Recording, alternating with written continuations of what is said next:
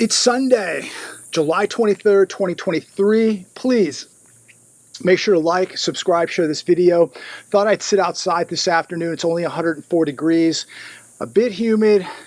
We got some monsoon type weather out here. They're talking about a little drizzle later. But just sit out here, get a little air, and enjoying the weekend, and I hope you are too. But there's a few things we need to talk about before we start out the week here. And I just got off the phone with my friend John. And, you know, during these dire economic times, now some people think that the economy is doing great, but most people realize it is not. And we have to be preparing if every which way possible, because it's only going to get worse. And, you know, people will write me. You know, there's 2 or 3 or 4 people out there that will write and go, you can't eat gold. You can't eat gold. And my friend John today made a couple good points. He said, can you eat a hammer? No, but you can build stuff with a hammer. Can you eat a shovel? No, but you can plant stuff with a shovel. Can you eat ammo? No, but you can protect your family with ammo. Gold is one of the most liquid assets on planet Earth. Silver also. It is recognizable across the globe. And what if we get to a point where the dollar completely collapses, or it's just another third world currency? Would you rather have a fiat paper currency in a third world country or gold and silver? Take a look at Venezuela. They'll answer that in about 2 seconds. Of course, gold and silver.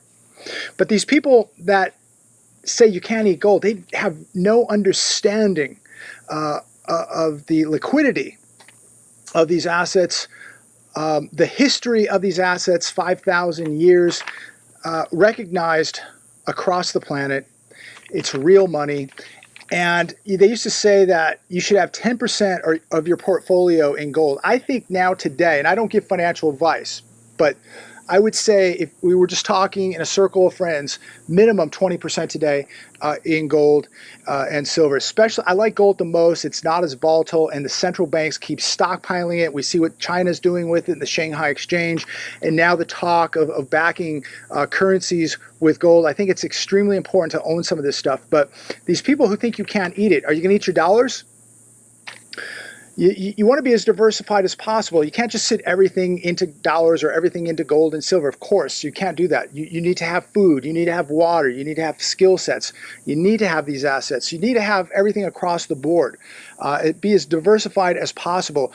But of course, you can eat gold. You can eat silver. You know why? Because you can go anywhere in the world and exchange these metals, these assets, this money into a currency anywhere in the world, go into a grocery store and go buy food.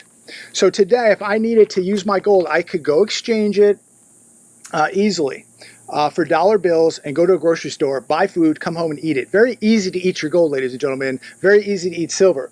There's always a buyer out there for it. I can't say that about many other assets, but there's always going to be a buyer for gold and silver, especially when times get tough, as history has taught us. I want to get into some of these articles I was reading this morning. I'm going to share them with you. Please comment down below. Love to know what you're thinking about this. Many of you have probably seen this on the news. You've been reading about this. Yellow Trucking Company, they're in big trouble. The hedge today, this company is likely done. Yellow truck drivers ponder next moves amid potential bankruptcy. This could be the end times for Yellow Trucking. What a tragedy. They've been in trouble before, but now they're in even bigger trouble. It says here, Central States Pension and Health Funds, which covers about half of Yellow's Teamster employees, informed them Monday that Yellow missed its June contribution and would withhold its July contribution. If payments are not cured, employee pension accruals and health coverage will end today. If a strike begins and people begin pulling their freight orders, Yellow Trucking could be done. Now, I bring this up because first off, it's tragic that this is a large company employing 30,000 people, 22,000 union members.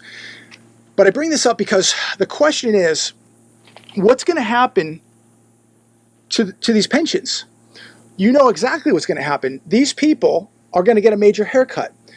So, talking to my buddy John today, if you're getting $4,000 on your pension right now, you may get a letter saying, "Hey, you're getting $1,700 now." And that it's a double whammy, because you could get half, you could get less than half, but the other whammy is this: inflation. Inflation is not going away. So could you imagine going from $4,000 a month to $1,700 a month on top of all this inflation? Big, big trouble. And yet people would tell me for years while I'm making these videos, nothing's going to happen to the pensions. Nothing is going to happen to the pensions. And here we are today, hoping, praying that this does not happen to yellow. But this would not be the first time that somebody got a haircut with their pension. We're going to see pensions go into oblivion. We're going to see pensions dissolve, disappear. We're going to see other people's pensions where they're going to get a letter saying, hey, you're getting 50%, you're getting 25%. Many of these pensions in the next 5 to 10 years are probably just going to disappear. You'll be lucky if you get 50%. And so many people just rely so much on the system, rely that their pension's going to be there 10 years from now, 20 years from now. How do you know it's going to be there? This is another reminder to you and I that the system is very fragile. The system is collapsing. You cannot rely on a pension. You've got to be relying on yourself. You've got to be putting away cash, gold, silver, investments, a investment that is earning some kind of income. So we're going to see more of this where people just have nothing to fall back on. And I think that we need to be much more responsible for our own retirements, much more responsible with our own money, our own investments, because your pension may not be there. Your 401k may not even be there. Your stocks may not be there. There's so much could happen, so much that could happen now, from now to the next year, to the next 5 years, to the next 10 years. People are going to get wiped out. People who have everything invested in the market or in their pension, their 401k. How do you know you're going to get it? How much are you going to get? And then minus that with inflation. Do you think inflation is going to be better 5 years from now, 10 years from now? Do you think you're going to be paying less for a gallon of gas, less at the grocery store 5 years from now than you are now? I highly doubt it. But your pension isn't going up. In fact, you'd be lucky if it doesn't go down. Commercial real estate storm, $800 billion in office space could be obsolete by 2030. This also on the Hedge today. 70% of commercial real estate loans are held by smaller banks, your regional banks. We're going to see such an explosion of these little banks just crashing that it's going to be historic. And how many people will lose their jobs? How many people are going to be in economic trouble when their pensions collapse and their banking jobs collapse? $500 billion in loans comes due in 2024. $2.5 trillion in debt comes due over the next 5 years. This is going to be big trouble. And, you know, I'll watch some of the financial channels tomorrow, and they're not going to discuss anything about this. Fortune.com warning $800 billion of office space in just 9 cities could become obsolete by 2030. That's unfortunate. This is going to have huge microeconomic complications, ladies and gentlemen, because without these office spaces, without people having to go to work, having to drive into the cities, guess what? The little retailers, the little businesses, the little coffee shops, the little restaurants, the barber, everything there is going to disappear because it's so reliant on people showing up to work. And without millions of people showing up into these big cities, those little shops, those little stores, they're gone. And guess what? That means more people are going to lose their jobs. That means more commercial real estate is going to be sitting vacant. That means more losses to these smaller regional banks. TheEconomicCollapse.com. The sequel is here. Housing crash 2.0 accelerates as home sales drop to lowest level since 2009. Pre-owned sales dropped 3.3% in June compared with May. June sales were 18.9% lower this June than they were last June. Think about that. It's nearly 20% in sales down from a year ago. That is an absolute collapse. That is a plunge off the cliff, ladies and gentlemen. Average home buyer is now facing mortgage payments, it says, nearly $1,000 per month more expensive than 2 years ago. How in the world are people keeping up with this? I just cannot fathom the amount of debt that some people are carrying right now. if you work in real estate right now, if you're in the industry, I feel sorry for you. I hope, I pray that you put a lot of money away, because we are going to see years of a real estate downturn. And this is just the beginning. Wait till this thing really picks up steam. We said a couple years ago, when I was filming commercial real estate already collapsing 2-3 years ago, this is going to transition over into the housing market, and it's beginning. People can say, oh, but prices are up in my city, prices are up in my town. Well, that's great. But overall, sales nationally are down almost 20% year over year. In my area, they're down over 30%. This is a real estate collapse happening right now. And so just because prices haven't come down yet, which they're going to, first sales collapse, then prices collapse. Too many people are losing jobs. Too many people are tapped out. Too many people are losing purchasing power. Too many people, their savings accounts, retirements have already been wiped out. And too many people have just taken on so much debt that they just have no ability to buy a home, and many just are not going to be able to keep their homes because they cannot keep up with the inflation, with the debt, a spouse losing a job, what have you. And for all the people out there that talk about the shortage is a joke. What you have a shortage of is buyers, qualified buyers. 1.7 million homes under construction right now. Landlords who are evicting tenants going to be in the market. Airbnb going to be in the market because people now are taking huge losses on their Airbnbs because the discretionary spending isn't out there for people to spend $1,000 a weekend to go rent somebody's home. Those days are coming to an end. And people, these owners of these properties are going to realize this, and they're going to rush to the exits, and it'll probably all happen at the same time. That's going to load up more inventory, push prices down even more, and it's going to be a race to the exits. The New York Fed reported that overall rejection rate for credit applications rose to its highest level since June 2018, standing at 21.8%.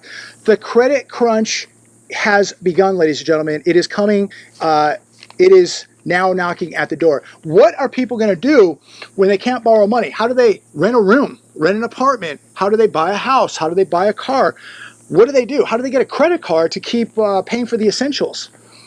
People better wake up. I'm so glad that 98% of you watching this, say about 98.7% of you watching this, according to the analytics, are awake and aware of what's happening. Don't get complacent, ladies and gentlemen. You know, we see the people at the restaurants, we see the people driving around, we listen to the analysts and the economists telling us, don't worry, everything's going to be okay, go out and spend, use your credit card, take a trip, take a vacation, go buy a car, go buy a house. Worst possible time to buy a house is right now.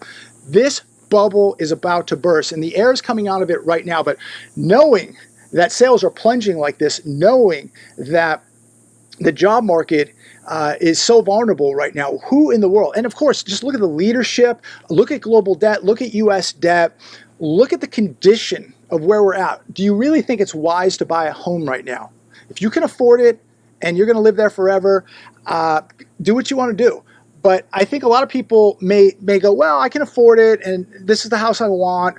But whether it's 12 months from now, 18, 24 months from now, when that house you bought for $700,000, the house next to you just sold for $400,000, how are you going to feel?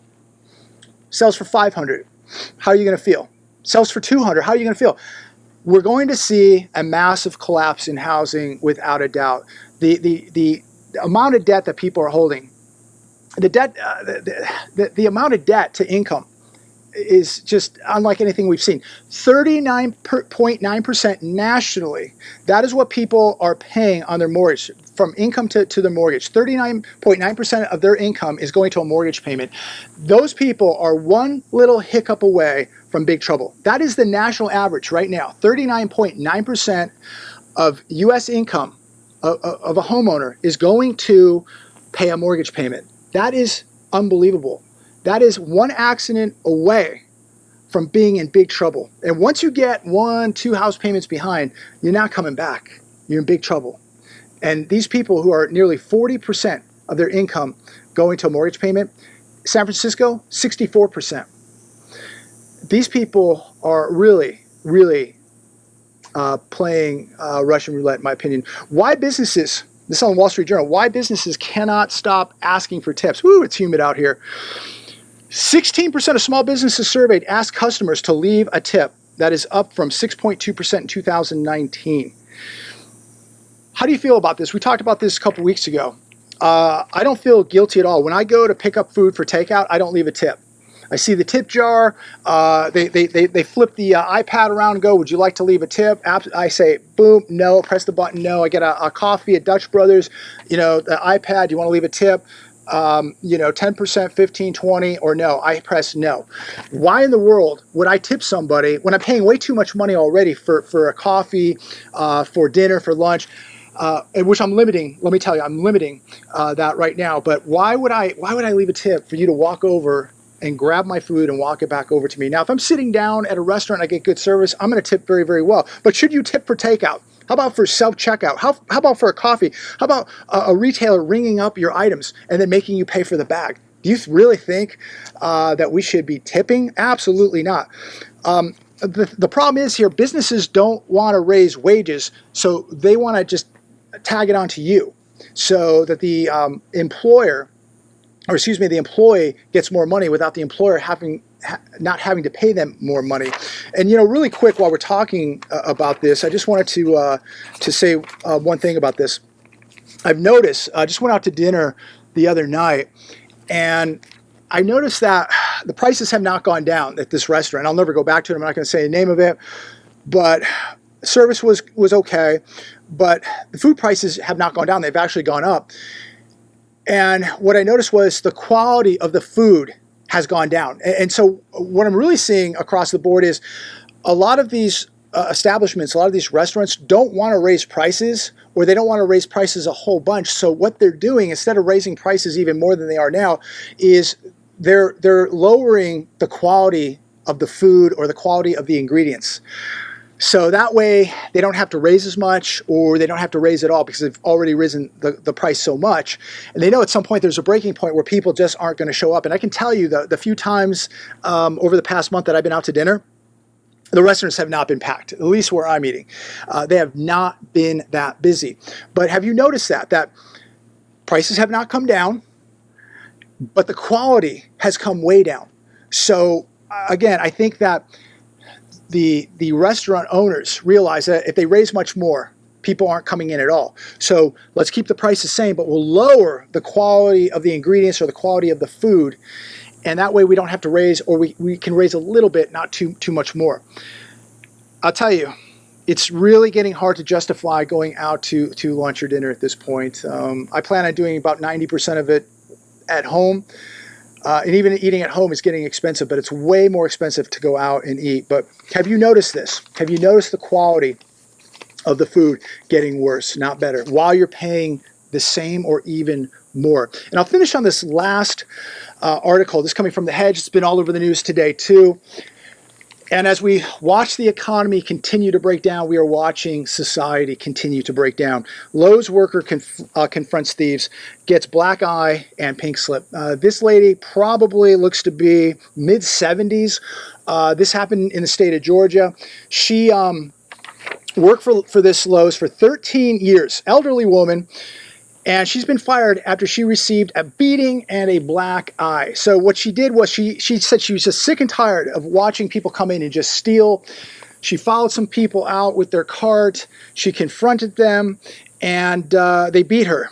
They beat her. Now, Lowe's, it says, prohibits employees from doing any type of intervention against criminals. She went against that policy. So does she deserve to be fired? Did she deserve a beating? The lady's got to be at least 75 years old. Who in the world punches an elderly woman that's been working at Lowe's for 13 years, punches her in the face and beats her? And this, I believe, was 3 assailants. Unbelievable. Don't worry, but don't worry, ladies and gentlemen. Insurance will cover it. People don't understand that when Lowe's insurance cost goes up, guess who they pass it on to? You and I. This really makes me wonder if I should ever walk into a Lowe's again. Should I ever do business at Lowe's again? Do you think that this lady was wrong because it was prohibited? that she shouldn't be intervening with criminals. So did she deserve to get fired? She certainly, in my opinion, didn't deserve to be beaten. These people should, in my opinion, be put in jail forever. But I've never seen anything like this. We used to respect the elderly. We used to respect older people. And now they're just victims, easy targets. And people use them now just as punching bags. Unbelievable, shocking times. That's somebody's mother, somebody's grandmother. Unbelievable. And of course, nobody helped her, but they just fire her. So I don't know. Do we shop at, do we continue to shop at Lowe's? Do we just go to Home Depot? I don't know. Should she have been fired? I don't think she should have been fired. I think she should have been given an award. But the people that did this, shame on them. I hope they go to prison. I do believe that they did capture them. And we'll see what happens. They're probably already out, probably over at Home Depot now, robbing a Home Depot. But let me know your thoughts on that. This is just a shocking time in American history. Will we look back, 100 years from now, and will people look at the history and go, what in the world were they thinking? Beating up old people, robbing stores, putting stores out of business, printing money into infinity, trillions of dollars of debt, helicopter money, housing bubbles, all manipulated, $7 trillion of cash pumped into the economy in 30 months. What in the world were these people thinking? What a self-destruction, isn't it, ladies and gentlemen? What a self-destruction. I really do believe that we are going to get what we deserve. I mean, I feel bad for the people that don't deserve this, do not contribute to this, but we're all in the same boat. We're all going to get a reckoning here, ladies and gentlemen. This country's in big trouble. I think we're so far deep into this now, there's no way to turn it around. I think the only way we can be saved now as a country is the economy has to collapse. Maybe society has to collapse, and it's somehow something rises out of the ashes. We start over with God, with good leadership, with some morality. But this is going to be spiritual warfare without a doubt, and this isn't going to be over in 6 months or a year. Get ready and hunker down, ladies and gentlemen. We're going to have years of big trouble coming. I'm going to leave it there. Have a good weekend. Hope that all of you are preparing. Thanks for watching. Please share. Please like this video. God bless every one of you. Pray for this country, ladies and gentlemen. We need a miracle. God bless.